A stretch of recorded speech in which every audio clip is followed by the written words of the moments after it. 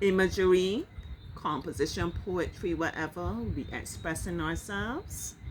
We describing things as positive and not so positive experiences. Engaging our senses. We've done our taste so far. Now we're talking about touch. Yeah, yeah, yeah, yeah. Come, Joshua Boo. Touch something that you touch that you like. That's pleasant. Explore. You touch what? A fluff toy. Yeah, I was thinking the same thing. He took away my idea. A stuffed toy. Tell me how the stuffed toy feeling, Joshua. Soft. Soft, yeah. Anything else? Any other words? Fluffy. So golden apple juice it was fluffy. Right? Really nice, yeah.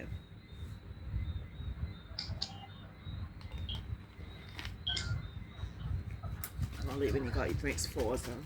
Then it come out watery. Alright. Since you talk about stuffed toy, what auntie could talk about that something nice. I would talk just about I was going to do something soft. Well, the example has sand. Let me say the mud. Another thing good for your wellness. Walking barefoot. So there's something Auntie loves to do when she has her garden up and running. I know you're tired hearing me talk, but we're going to get back into the garden. But sometimes, yeah, I like to stand up in the garden with my bare feet and I can feel the mud there. You can feel it nice and squishy, you know, between your toes. You can feel it soft. You can maybe feel the unevenness of the different textures. Some part might be mud as in the actual soil. Some parts might be little pebbles, little rocks. Some parts might be little grass. So you see, you're getting the contrast between the different. The grass is going to feel soft. The mud might feel soft if it's wet. The rock is going to feel hard and uneven. You see how many different things we could talk just to explain. And then how we're standing, it might not be flat because you know the terrain, how it is kind of uneven as well. So all those things we can talk about, yes. And how nice it feels once again. Something that takes you back to your childhood. You feel nice, you feel free, you feel that you can release your burdens. Just nice and relaxed. Take you back to like days of playing and being carefree and running about. Yeah. Running about in the sand, in the mud, whatever. Alright, nice. Now we're talking about something we touched that was not pleasant at all, Joshua. Was not pleasant.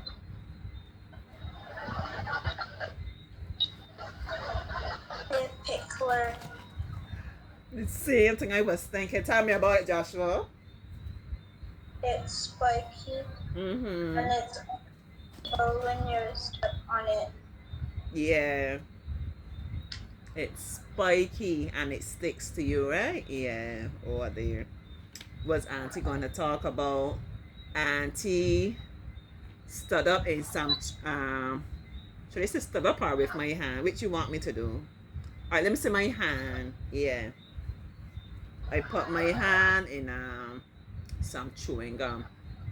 Right? Somebody I said they was like, you know, like just yuck. You know there's somebody has been chewing and they probably suppose they stuck it to the desk or something. You know the little peoples and the big peoples, you'd be surprised. Stuck it there to the desk and I just put my hand down. It was like, yeah. And he's like, oh, that's so yucky. What is that? Because every time I can feel it all sticky in my hand, that is definitely something that should not be there on that desk. They look at my hand. It looks so yucky. You can see somebody was really chewing. Now need to not chewing gum, boy. Oh, yuck. You know, yeah. So you can imagine. See how I taking pains to describe it? Because it's not just about feeling how icky and yucky the chewing gum feels on my hand. It's about thinking this yucky chewing gum was just up in somebody's mouth and feel even more yucky about that, you see? So once again, we take it a bit further from just the immediate feeling of how it feels on the hand. It's the thought process now. Oh, yeah, yeah, yeah. Somebody, you know? Yeah. All right, sight now, seeing. Something we see that's nice, Joshua. I wonder if he can stay away thinking again. Tell Auntie.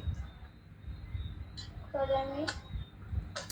Our sense of sight, something that we can see that is nice, that's pleasant. A car. A car?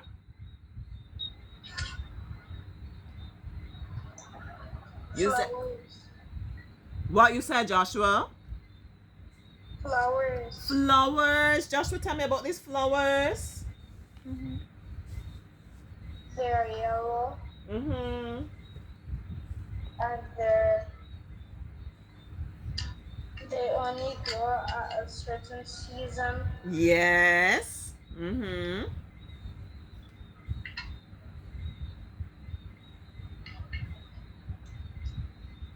What else you That's want to tell all. me? That's all. They're yellow and they come out at a certain season, right? Okay.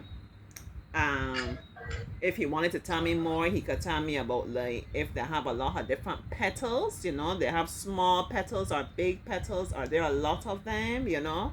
Um, Small pepper. small petals, beautiful, so it's delicate. They're small, so you know. Now, I'm imagining he's telling the story, you know. I'm telling myself I have to handle this flower with care, cause this flower has a lot of small petals. Then he could also go on and tell me about the stalk, that is like the stem, you know, that the flower is attached to. Is that has thorns or anything on it, Joshua? Not really, you know. Some of them have like little pricklers or They thorns don't on them. It doesn't have anything like that. Does it have a lot of leaves, Joshua? a little bit. A little bit of leaves. So Joshua has told me a lot. Yeah. Joshua has really given me a good description. Nice, Joshua. And is it growing? Is it tall? It grows high up in the air or it stays close to the ground? It's just a rose. It stays close to the ground. Yeah. You know a flower too, a different way we could do it, like the flowers that we get around Christmas time. See, so there's a way now we could tie it in to something that makes us feel good sentimentally. Like now he said yellow, there's a flower called a Christmas candle that is yellow, beautiful. You see it at Christmas time.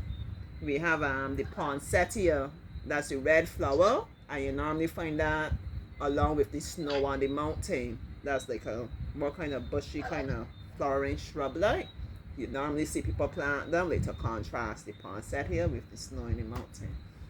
So it's beautiful, and we will be describing why we call it snow in the mountain. What about it that we call it so? But more importantly, we talk about the feelings that it evokes.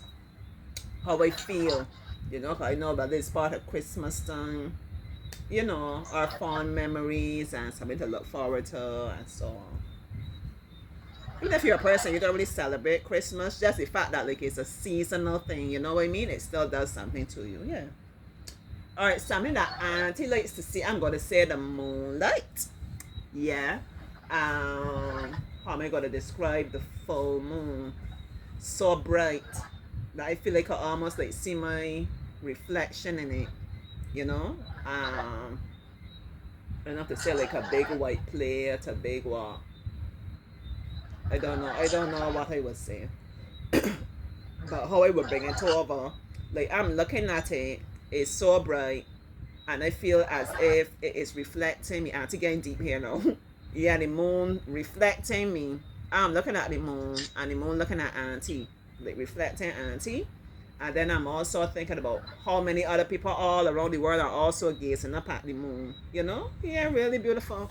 Or you could do it like a scene at the beach, that the moon is shining onto the water, and picture how the water looks like bright and glazed. Like, yeah, really like beautiful. I love a full moon. All right, something that we see that is not pleasant, Joshua.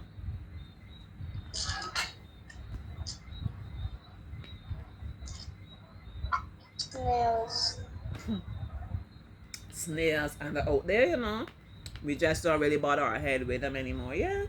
Sometime recently we had some rain, and there was some dry grass here next door to me. I was surprised I came home at night time, about near 20 of them out there on the dry grass, but yeah, we just don't bother our head with them. But Well, maybe for those who garden, they do. The snails very much out there. What it is about the snails that you don't like, Joshua? They're slimy looking. The slimy looking Joshua about that. Joshua don't like that then. All right, what Auntie doesn't like to see? Auntie doesn't like to see a lot of garbage piled all around. You like to see a lot of garbage about the place, Joshua? No, please. Nope. We don't like to see it. We don't like to see it. We don't like to see it. Once again, for the sake of my peace and my mental health, I will not mention why we going back that the garbage getting collected every 2 weeks or more. No, we ain't about that there. This is a happy lesson. Yeah. But Auntie doesn't like to see the place not untidy, a lot of garbage. Like it give you a kind of feeling like disorder, you know, confusion. Yeah. How I can bring it over? Like it's actually hiding the beauty. I think that's. I think a lot about like the disorder, how everything is just Although you know when you're a creative person, like disorder is something you embrace a certain way. But more so than disorder, how I would bring it out is that it's hiding the beauty. Like imagine, for example, once again, you might be at the beach, a lot of garbage, I think all on the sand. You might have like a lot of garbage all in the neighborhood. And you see how Joshua was describing that flower just now? Though you know, so many beautiful things, but you're not even noticing them because your attention just going to all this garbage, you know? Yeah.